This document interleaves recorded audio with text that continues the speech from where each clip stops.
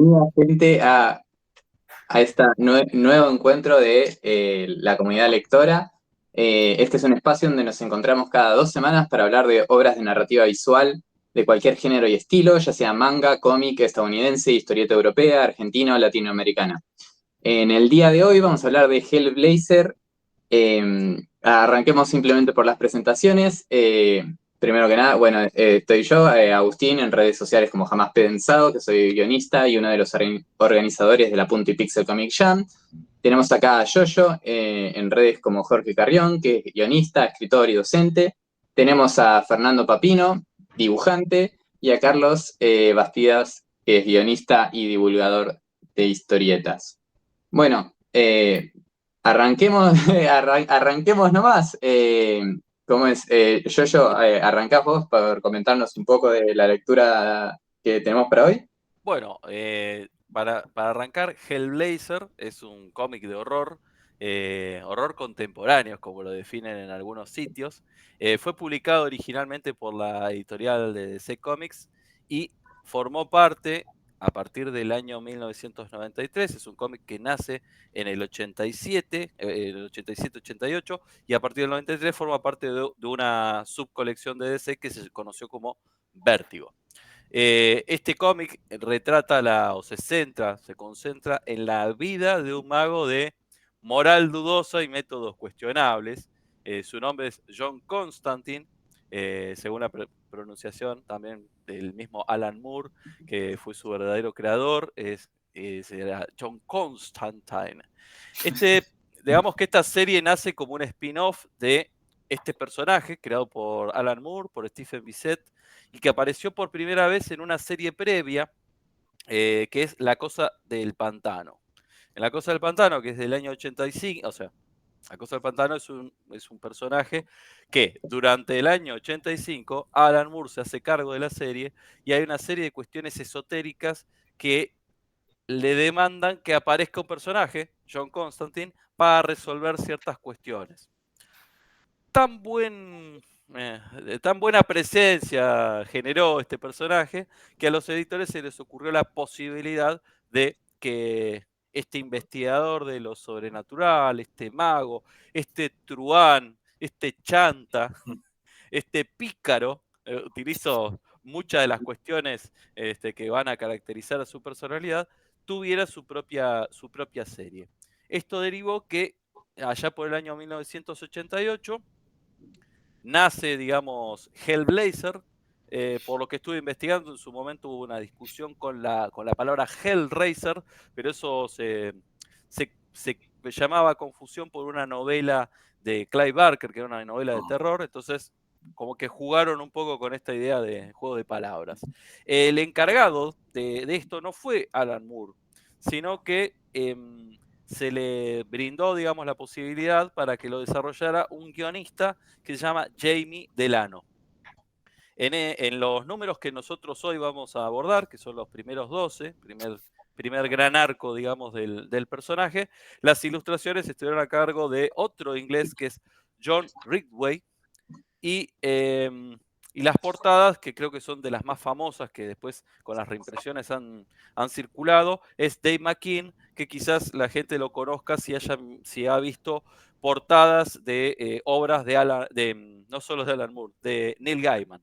O sea, si nos fijamos, en realidad Alan Moore abrió una puerta a que artistas ingleses, artistas británicos entraran en el mercado norteamericano. Así que bueno, un poco por ese lado. Aparte de los 12 números, hay otros dos autores, hay otros dos dibujantes, uno es Richard Pierce Reiner y el otro es Mark Buckingham, que son todos artistas que en realidad estaban empezando. Así que forma parte del estilo de estos primeros 12 números que elegimos.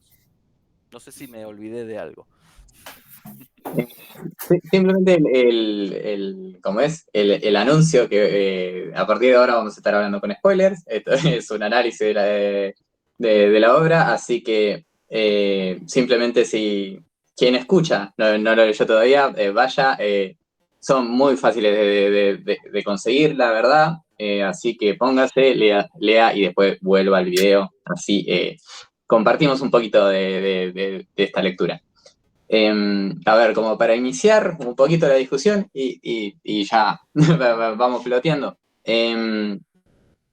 Algo que siempre me llamó la atención con Constantine es que está muy ubicado dentro del mundo DC. Entiendo que después hay un aporte de que, bueno, tal vez en Vértigo no era, o en sus inicios no era bueno, voy a poner a Constantine con Superman. Pero hoy en día ya está, como es, instituido como un gran personaje, pero es un no superhéroe. O sea, es una persona que el traje que tiene o sea, es una persona que tiene, sobre todo amarillo, como ese, ¿Una como es gabardina? icónico, bueno, está bien, gabardina, perdón, No, no, no. mi vocabulario de la moda es muy limitado. Pero bueno, tiene esa forma, pero básicamente que siento que es algo del encanto, es esto de siempre está, como es, eh, está en desbalance. Siempre, o sea, es alguien absolutamente normal, una persona como cualquiera. Está bien, puede ver fantasmas o tiene algún tipo de habilidad especial por ese sentido, pero es alguien muy humano, con énfasis en lo humano, pero que se pelea con dioses, con demonios, con esto, con lo otro. Eso ya de por sí es algo que dentro de, o sea, siendo un personaje tan establecido dentro del mundo de C y demás, ya es algo que llama la atención. Es como que ahora creo que está dentro del, ay, ¿cómo es que se llama? Tipo la Liga de Justicias, De la justicia oscura.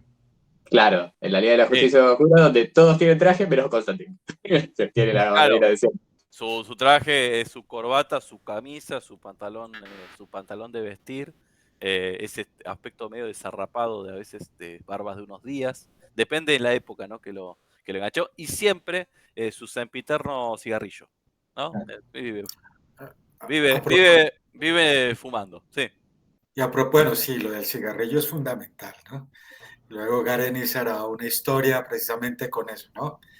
Lo del cáncer, tanto fumar. Pero a propósito del disfraz, pues, o de la vestimenta, en algún número posterior le dan algo de poder al blazer que tiene, ¿no? Es una cosa mágica y es muy bonita esa historia.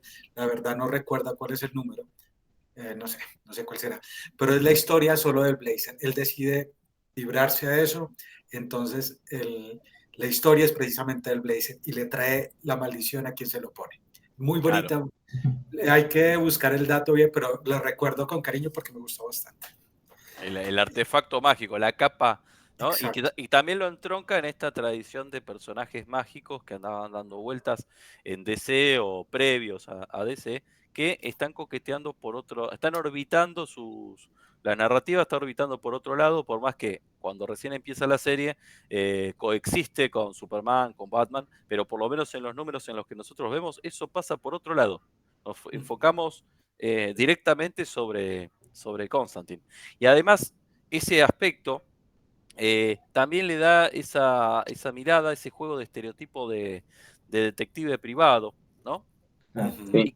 Y que de alguna manera juega y coquetea con esto de ser un detective y de no serlo, de resolver entuertos y no hacerlo, que viene también incluso de la tradición del noir, ¿no? En la tradición del noir nos vamos a encontrar estos detectives que tienen una moral cuestionable en un mundo con una moral aún más cuestionable. Lo que pasa es que acá el personaje es como que de alguna manera se va montando sobre ese factor humano de contradicciones. Hace una bien que hace 10 mal y se equivoca un montón y paga las consecuencias de ese tipo de cosas. Quizás hacía rato que no veía un personaje al que le salen las cosas tan bien barra mal. O sea, hace rato y está. O sea, no es que estamos leyendo una novedad, convengamos, digo, tiene sus añitos. Igual hay algo de Constantine que no sé si le pasa, y me imagino que a Carlos sí, porque fue fanático, pero esto Borges tenía la frase de que los clásicos son esas obras que se leen con un previo fervor. Esto de decir, bueno, voy a leer Constantine. Sí, voy a leer Constantine. Viste, como que hay algo que te genera. Yo había leído algunos de estos issues, pero no había leído el arco entero.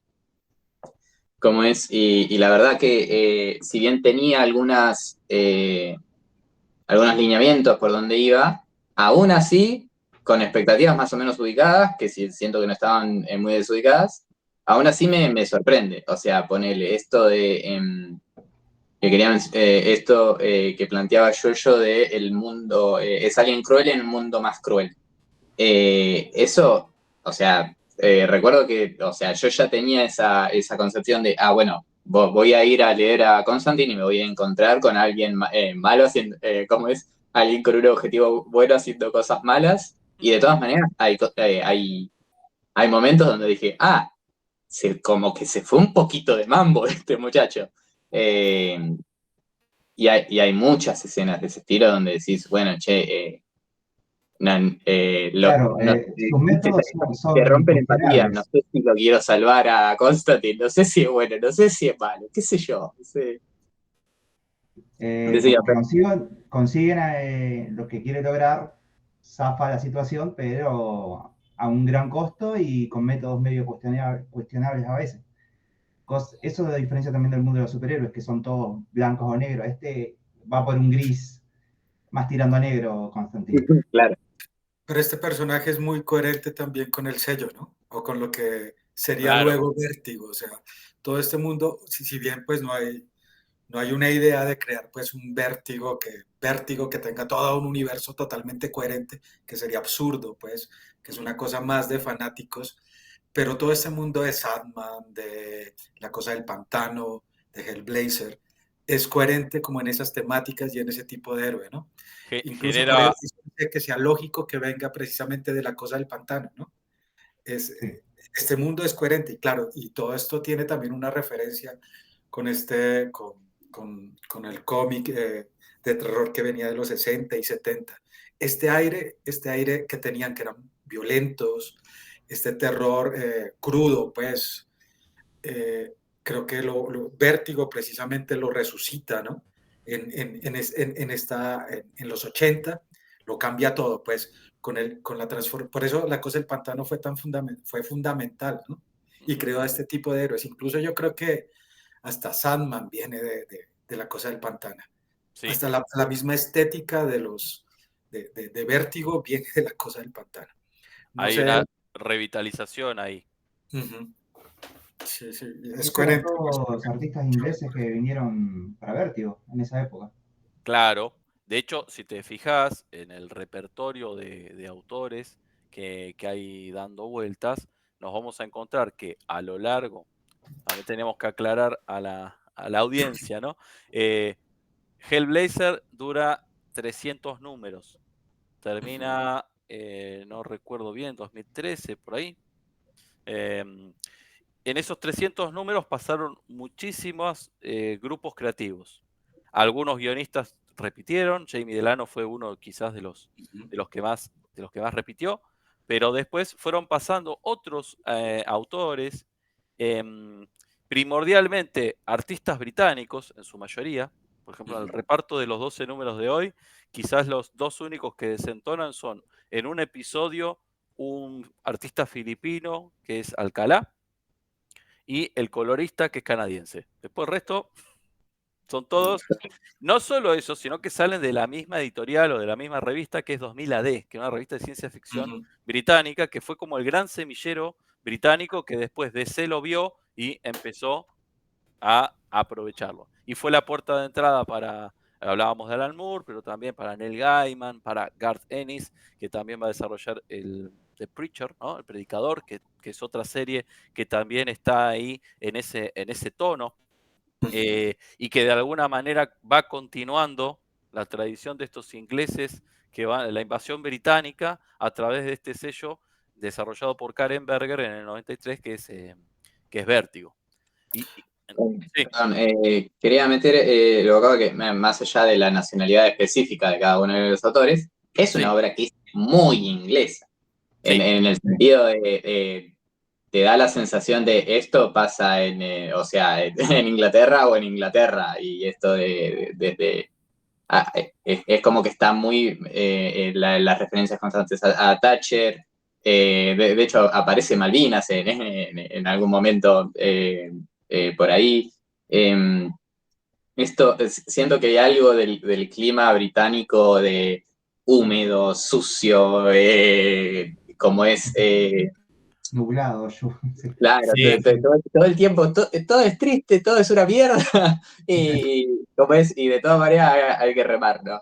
Me haces Sí. acordar a, si nos fijamos, ¿no? La época en la que está ambientada, los 80 para la historia inglesa. No por nada a principios de los 80 se desarrolla el heavy metal, ¿no? Fines de los 70, principios de los 80, el heavy metal. Hay una estética ahí oscura, que ahí podemos hacer una remisión de cómo el aspecto de Constantine está montado en un principio, después lo fueron cambiando, en la cara de Sting, ¿no? Sí. El vocalista de The Police. Pero quizás una cuestión interesante me hace acordar a un humorista y actor y músico inglés que se llama Bill Bailey. Bill Bailey tiene un sketch en el que habla acerca de cómo cambian las personalidades, cómo cambian el modo. Entonces el tipo agarra y dicen, uno agarra y se encuentra con un norteamericano y el norteamericano, los 2 pulgares para arriba y todo para adelante. Te encontrás con un australiano, va todo para arriba, vamos que va. Le preguntas a un inglés cómo está y la respuesta, el tipo dice, not too bad. no, o sea, podría estar peor, ¿no? Entonces, creo que esa frase tan británica de not too bad, un poco se traduce, ¿no? La vida de John en estos primeros 12 números, francamente, son difíciles.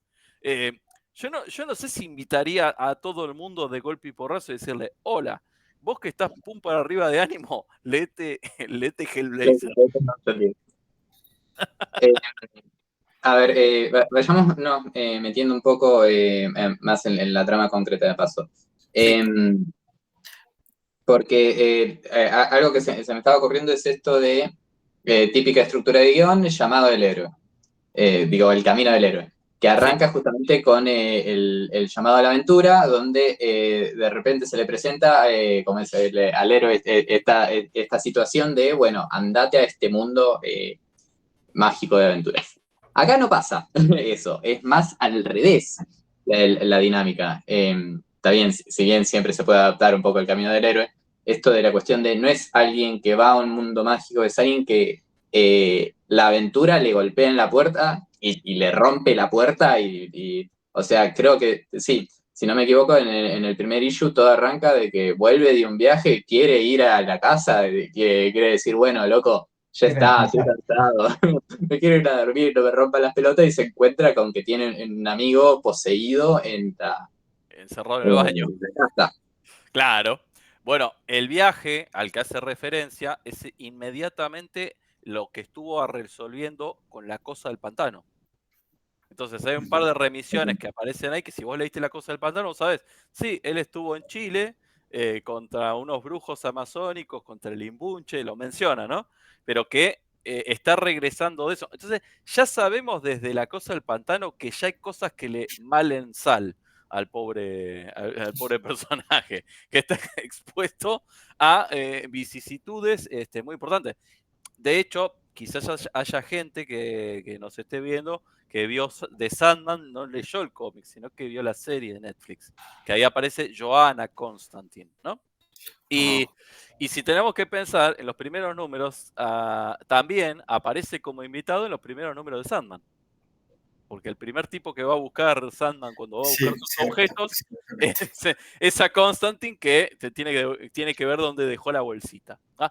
Por eso este entramado tan fuerte que señalaba Carlos recién de un universo compartido de ciertas aventuras está ahí. Y que le demanda al lector quizás un poquito de esta biblioteca de haber revisado un poquito para adelante, un poquito para atrás. Pero tenés distintas puertas de entrada. Capaz que lo conociste en Sandman y querés venir acá. O capaz que lo conociste en La Cosa del Pantano y querés venir acá. O capaz que al revés. No te traba la lectura, salvo nada. Hay algo en la resolución que en algún momento lo tocaremos, pero que aparece como es La Cosa del Pantano de ahí como para dar una suerte de solución mágica. Sí, que no me copó tanto, en el sentido de yo estaba leyendo Constantine, quiero que me dé una solución mágica a Constantine, no quiero que me venga como ese un Deus ex máquina a solucionarme las cosas. Tampoco es tan así, ¿no? Pero esto de todas maneras, nosotros leímos estos 12 capítulos y se entienden perfectamente, digo, no es que necesitas ir a esa versión ni nada parecido. no, Y además me parece que las situaciones son bastante poderosas, en el sentido de, no es un argumento tan rebuscado, o sea, en cuanto a posicionar a los quienes, los objetivos y demás. Cada departamento está como es, el amigo poseído y después sale toda la historia de, bueno, que es poseído por qué, qué es ese monstruo que tiene, pero en sí la situación es bueno, arrancamos, es esta. claro. Hay que encontrar el demonio, entender qué es lo que pasa acá. Que voy a traer un poquito a colación lo que habías dicho yo que también lo estaba pensando, esto de que es un detective, Constantine. Que es un detective que no es un detective, ¿no? Esta cuestión de me parece que si bien no es un detective de por sí, o sea, no trabaja de eso, está todo narrado en clave detectivesca. Porque casi siempre es o entender qué es lo que está pasando. Pone en el primer issue está esto del amigo poseído. Bueno, hay que entender poseído por qué, cómo tiene este demonio, cómo se combate. Esta cuestión de que tiene el sistema detectivesco donde medio que se invierten las cuestiones, donde casi siempre se arranca por el final, por el personaje muerto y después se va para atrás. Acá hay algo medio similar donde se arranca por la posesión o por el evento sobrenatural que rompe las pelotas y de ahí se va para atrás en el sentido de decir, bueno, pará, ¿de dónde vino esto? ¿O cómo lo resuelvo? Yo digo, por ahí se va para adelante, pero siempre en una cuestión de investigación, de ir, ver, conocer, animarse a entrar a este mundo perverso al que entra Constantine, del mundo de conjuros, de este tipo de cuestiones. Pero siempre, y un poco con lo que tiraba antes de que Constantine es un humano contra los demonios, es esto de que el mérito que tiene Constantine, justamente que no es un superpoder, es el ingenio que tiene. O sea, es un personaje que, si bien es conocedor de artes oscuras y demás, el mérito que tiene es el intelecto. O sea, y él, o sea, no es intelecto solo en conocer, sino también en ser pícaro, como es en encontrarle la vuelta al contrato o en jugar a blafearle a un demonio, de ese tipo de cosas, ¿no? Que me parece que ahí es donde está el encanto y ahí es donde, si se quiere, lo hace tan fuerte como personaje. Sí. Hay una cosa particular a propósito de lo que dice Juan, que lo que mueve la historia en el caso de Hellblazer es el personaje. O sea, es curiosísimo porque, o sea, a mí me parece que las historias están bien armadas, o sea, es chévere, o sea, te está llevando una cosa detectivesca y todo eso. Pero el personaje es tan fuerte, o sea, que casi nosotros como lectores nos identificamos de una con él, a pesar de que es un cabrón, pues. Sí. Sí, pero eso, el personaje nos arrastra tanto porque hay historias que vos las sigues, es por, a ver, bueno, al final, ¿cómo resolvemos esto? ¿Quién es el criminal en el caso de la novela policíaca, por ejemplo? Pero en este caso nos lleva tanto el personaje que queremos ver qué hace él, ¿no? Eso es lo chévere también o que me gusta mucho de Hellblazer. Aquí no es la historia la que lleva el relato, sino es el personaje. Bueno, ¿qué va a hacer él? ¿Qué maldad va a hacer para hacer bien, para hacer el bien? ¿Cómo se va a escapar de ciertas situaciones? Sí, También. sí. Sí, es un personaje que no deja a pesar de que entiende las consecuencias de sus acciones, hay muchas veces donde él elige su interés personal, que después eventualmente lo termina persiguiendo, pero no siento que haya una moralina de fábula. O sea, no es, como no has trabajado durante la primavera, ahora no tienes alimento para el invierno. No, hay cosas tan crueles y tan sobrenaturales dando vueltas que de todas maneras no las hubieras podido salvar. Pero sí está esa cosa tan profundamente humana. Me hace acordar a esta cosa del Fausto de Christopher Marlowe, ¿no? Este tipo que está pactando con el diablo todo el tiempo, con el diablo, con demonios, con poderes sobrenaturales, y que está después viendo cómo paga, ¿no? Uno saca crédito y después cuando quiere acordar llega el resumen de la tarjeta y hay que empezar a hacer malabares, pero acá no es una cuestión de tipo monetario, ¿no? Y Claro, cómo, te da un poco la sensación del deudor que está corriendo contra el veraz. Sí, sí, algo. yo lo siento muy argentino también, o muy latinoamericano también, podríamos pensarlo de esta manera. Este arte de patear la pelota para adelante, decir, otro lo resolverá. Yo lo resolví hasta acá y más o menos anda. O, de- o después me arreglo, lo pateo para Claro, adelante y después veré. después veo. Y entonces también es interesante esa acumulación de personajes que a lo largo de estos 12 números van apareciendo, que son esos fantasmas que van pesándole, que le van reclamando cosas, ¿no? Claro, hay algo curioso con esto del ver fantasmas, Ujú. que digo, esto de... siento que en alguna que otra historia por ahí hasta está más romantizado, qué sé yo, pero en Constantine tiene este peso constante de, bueno, las cagadas se acumulan, no se borran. O sea, ese amigo el que cagaste y que fuiste la causa de su muerte, ok, bueno, lo vas a ver todos los días por el resto de tu vida.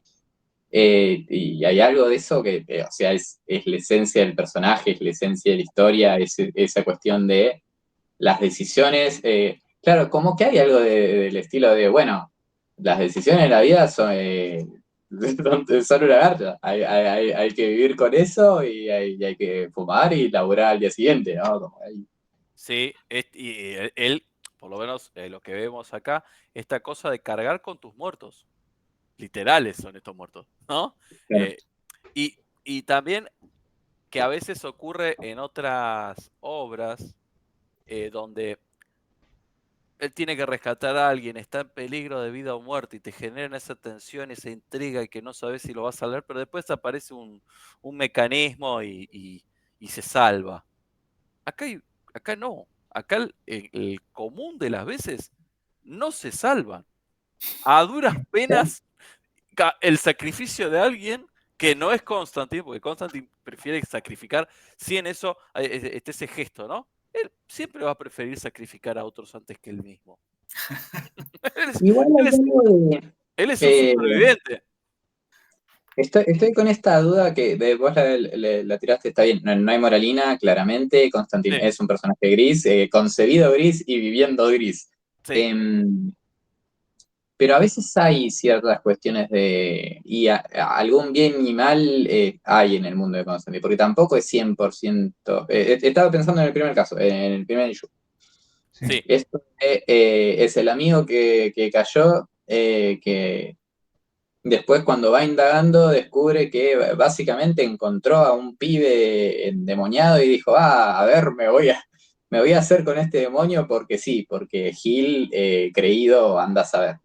Em, y después termina siendo que, o sea, está este demonio dando vuelta por la ciudad y la respuesta de Constantine es, bueno, alguien se tiene que hacer cargo de esto y el que le corresponde es el que las trajo. claro. O sea, hay alguna cuestión medio moral ahí, que por ahí siento que uno, situación moral, no sé, bonita y linda sería, bueno, encuentra una forma de que nadie las pague. Y acá es, no, acá hay una cuenta que se tiene que pagar y que le corresponde al que la trajo. Siento que hay momentos de ese estilo. Estoy tratando de pensarme mientras O él hablo también en alguno usa de estos. esas cosas para justificarse él mismo, para decir, bueno, hice lo que pude, no fue problema mío, vos lo trajiste el bicho, te lo llevas. Pero, pero igual no le cuesta mucho desligarse, ¿eh? Es una persona que bueno, ya pasó y bueno, después tendré mis fantasmas, pero aprenderé a vivir con eso. De hecho, justamente cuando nosotros nos conocemos en La Cosa del Pantano, ya en el primer issue hay un reclamo, en los primeros issues hay un reclamo de un personaje femenino, y vos decís, pero esta capotó allá atrás por estas cuestiones. Es como que lo que sí vamos viendo es que para cuando la serie empieza, el personaje no es que recién empieza. Muchas veces nos pasa con series cuando uno agarra el número 1 de algo, empezás con la típica historia de origen, ¿no? El recorrido del héroe que decías vos, Juan. Pero acá no, acá llegamos y el tipo ya tiene 30 y pico de años y ya tiene en su espalda tiene un montón de macanas hechas y muertos, pero cantidades, y que uno si le sigue el rastro después va a tener aún más. Tiene un historial crónico de defraudar amigos, se le mueran o no se le mueran. Quizás en estos primeros números no lo vimos con profundidad, pero su amigo Chas, o al revés, Chas lo considera un amigo, que es el taxista. Sí, sí, ya. qué manera de arruinarle la vida a Chas todo el tiempo. Ya te digo, acá no se ve tanto, pero en otros arcos es como...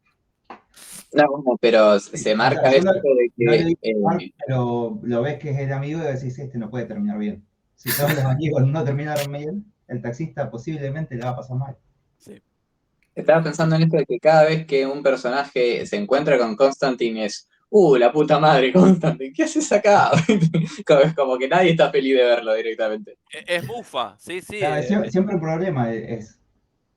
Porque además, con aquellos que no murieron, terminó mal. O sea, se peleó para el carajo, ¿no? O sea, y por un lado juega con esa cosa medio romántica que tiene el personaje, ¿no? De romántico clásico. De alma libre y liberal, pero al mismo tiempo es como que está atado a sus placeres y a sus vicios. Un poco que a veces también tiene que... Constantine no puede con él mismo. No es solamente no puede con el otro, tampoco puede con él mismo. Entonces, ahí me parece que es un personaje muy rico, que es interesante que haya convivido durante tantos años en un mundo de DC donde la cosa es mucho más prístina, mucho más lustrosa, ¿no? Pero que, de alguna manera, la Cosa del Pantano ya les había abierto la puerta. Sandman es otro personaje que también, dicen, son seres que están manejándose con otros valores y que eso genera un atractivo que posteriormente va a atentar a la posibilidad del desarrollo de esta línea, ¿no? de Vértigo, ¿no? Sí, Carlos.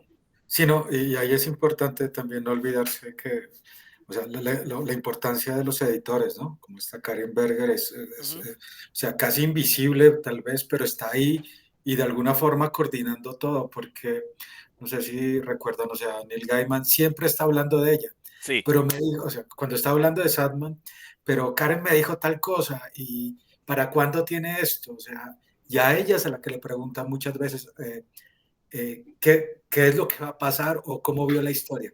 Ahí es importante y se ve también pues sobre todo en Sandman, por lo que uno escucha más a Neil Gaiman tiene más videos sobre ella, pues, o más entrevistas, pero fue una personaje importante, o sea, para configurar todo este mundo. No fue una editora, una simplemente que iba, o sea, pues resaltar esto como el editor también está metido aquí en este mundo, ¿no?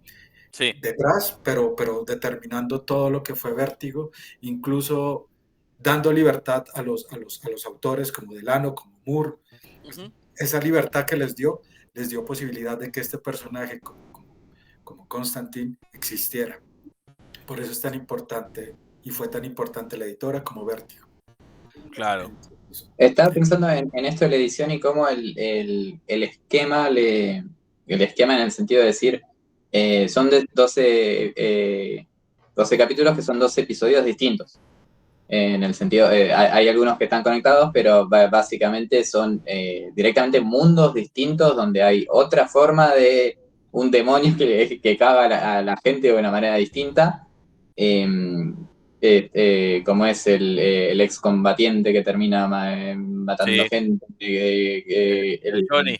el demonio que va comprando almas, como es, y las apuestas como si fueran cuestiones de inversión. Pero hay mucho del encanto de decir, bueno, esta cuestión de, siempre está la frase de Cortázar de la diferencia entre un cuento y una novela, está bien, es otro género, ¿no? Pero esto de referencia al boxeo, en el cuento se gana por nocaut, en la novela se gana por puntos, en el sentido de que es un impulso que se va distribuyendo la novela, en cambio el cuento tiene que ser fuerte, concreto y potente. Sí. Y este esquema de episodios, o sea, está bien puesto porque no se siente que hay episodios de relleno. O sea, en el sentido de por ahí la trama principal o de general no avanza, pero te está dando de comer rico. O sea, te está diciendo, bueno, vos querías una historia de demonio, acá tenés esta y tenés la otra. Digo, como que hay retomando esto del planteo editorial, si se quiere decir, bueno, hago de 12 cuentos, por decirlo, por conectar la referencia, en el sentido de 2 episodios que son fuertes de por sí, que los podrías leer absolutamente separados y cierran perfecto, y no solo cierran argumentalmente, sino que te dan algo rico. No es que no sentís que te están dando como es un entremés así al voleo, sino que realmente están bien hechos. Y después tiene por ahí esa conexión extra en los últimos capítulos de este arco, cuando empieza a hacer medio esta cuestión de, bueno, el capítulo tipo flashback, donde vuelven al primer encuentro con el demonio, que se me fue el nombre, pero este muchacho, donde ahí ya hay una trama medio de, como es, esquema de venganza, ¿no? De que vuelve a, si se quiere, que siempre siento que las tramas de venganza suelen tener esto de, bueno, no siempre, pero muchas veces se las utiliza es la forma de redimir al irredimible, que por ahí es algo que le cabe bastante a Constantine. Sí. Y también hay que hablar, discúlpame, que esta, pues que esta etapa es del ano, ¿no? Y está definiendo, y es fundamental porque él define, o sea, define quién es el personaje. Listo, lo creó Moore, pero el que le está dando una historia y este pasado, esta muerte de los amigos y todo eso, por una parte le está dando una historia, le está dando un pasado, que el pasado es fundamental en Constantine, pues en Hellblazer, porque siempre casi todas las historias están volviendo al pasado y es una constante del 1 al último número, al 300. El pasado es fundamental. Eso es una cosa que define quizás a la serie y por eso nos atrae tanto. O sea, ¿quién es este personaje? Porque siempre nos estamos preguntando quién es. Eso va a ser una constante, pero Delano, o sea, lo que viene de Delano va a cambiar también con, ¿quién es el que sigue? Gardenis. Gardenis, sí. En el Gardenis, 40, o sea, hay un cambio fundamental, ¿no? Y hay que analizar cuáles son las particularidades de Delano y cómo cambió con Gardenis, que es fundamental porque en esta etapa de Delano era más social, ¿no? O sea, sí está este personaje, este payaso, este bufón trágico, pues, pero también hay un componente social que es importante. Sí, a mí me parece que ahí, y algo que de alguna manera Moore ya estaba laburando en La Cosa del Pantano, tiene que ver cómo a veces este uso de lo sobrenatural, que la literatura fantástica lo ha hecho en muchísimas, o por lo menos las interpretaciones de la literatura fantástica, ha hecho es esta traducción, ¿no?, en clave alegórica de una cuestión del orden sobrenatural para discutir una cuestión de orden social, local, política, ¿no? Por ejemplo, vos recién señalabas que esta discusión acerca de que estamos en un Londres, en una Londres de donde los demonios le compran las almas a las personas, pero también estábamos en una Londres y en una Inglaterra que está atravesada por el Partido Conservador, por el régimen de la Thatcher, con todas las implicancias. Estamos en un mundo y en una sociedad que reprime a la homosexualidad, ¿no? Tenemos episodios como Prejuicio Extremo, ¿no? Que también no se anima o, digamos, de alguna manera solapa las cuestiones que tienen que ver con los hooligans, cuestiones que tienen que ver con el HIV, cuestiones que tienen que ver con la pedofilia, ¿no? Se atreve a laburar con todo ese tipo de cuestiones, No, ¿no? no. Y es, o sea, el capítulo de los hooligans, sí, que no me acuerdo bien el nombre, creo que era justamente Prejuicio Extremo, mezcla hooligans, homofobia, Sí. VIH. ¿eh? Sí, No, digo que son todos los números. Si fuera una lotería, no tenés tanta suerte. sí, Que sí, me parece que también es el encanto, bueno, en el sentido amplio de la palabra, de esto de decir, bueno, voy a leer una historieta oscura. Bueno, quiero todo lo, mientras más oscuro, mientras, como es, más feo sea todo, mejor, porque está esta búsqueda concreta bueno, de decir, bueno, no es en el mundo pristino donde aparecen los demonios, es en un mundo de mierda donde los demonios están reinando. O sea, de sí, hecho, en estos 12, salvo que se me haya escapado alguna referencia, no hay ángeles.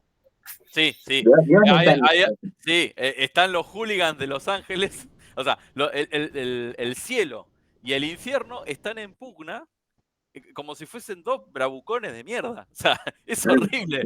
Porque los de la orden, hay una orden de demonios, pero la otra orden es la orden de fanáticos religiosos, son la mano armada de Los Ángeles. Y entonces hay una tensión que, por supuesto, después va a haber otros autores que van a jugar con esa tensión cielo-infierno. O sea, Gaiman con Lucifer, la propia serie de Lucifer, aún más, de Mike Carey. Mike Carey es un guionista que tiene lindos arcos con el personaje, con Hellblazer.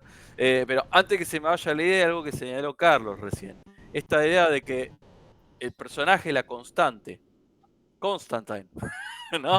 O sea, ese juego de constancia, ¿no? Por un lado. Y que a diferencia de los otros personajes que les resetean las series y qué sé yo, el tipo empezó en el número 1 y terminó en el número 300. Cumple años, loco, cumple años. Sí, Es un personaje sí. que cumple años. En estos primeros 12 números en Hecho Polvo, el tipo cumple 35 años y está en la lona. Y, y eso me recuerda a Lax Sinner, ¿no? Sí, Mucho. Que podemos ver, y porque el personaje al final yo creo que Constantine llega a los 60 y tantos o 70, no sé. sí, sí, sí. Pero pasa lo mismo, hace lo mismo que Muñoz y Sampo, no sé, pero con distintos autores, pues. Algo bonito.